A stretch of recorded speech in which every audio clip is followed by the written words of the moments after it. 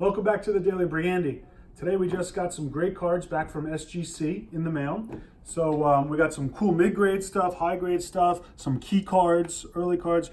But what I really want to talk about are the three cards over here. So these three, as you can see from the titles here, have an A, so that means authentic. So they're authentic cards, but they don't get a numeric grade as the other ones you just saw. So these cards have issues, and that's the reason for the authentic. But let's start right here with the red Cobb, the T206. So from the front, it's a beautiful card. The borders are pretty nice, as far as they're very white, and the red background is pretty bold. But when I turn it around, you're going to see the issue. So it's presentable very nicely on the obverse. But on the reverse, you'll see some issues up here. It looks like it was torn or ripped at some point and kind of pushed back. So that's the reason for the authentic grade. But this is a great way to get a nice high-grade looking card at an affordable price. Because if you had a straight grade on this, it would be a pretty expensive card because the front of it's beautiful. So let's move along here. Same thing on this one.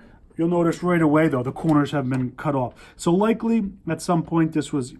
my guess is it was either scrapbooked this way and then cut out, or maybe a kid was pinning it to his wall because we see a little pinhole at 12 o'clock there. And maybe the kid at the time, cut it. Because again, these were collected and there was not a value assigned to them at the time. But anyway, the card, the borders are, pearly white, a nice green, dark bold background. The reverse is really white as well. But you get an authentic because the corners were cut off at some point. So maybe not as presentable because the corners are missing, but if that was a full card, that would be a very high grade, very expensive card.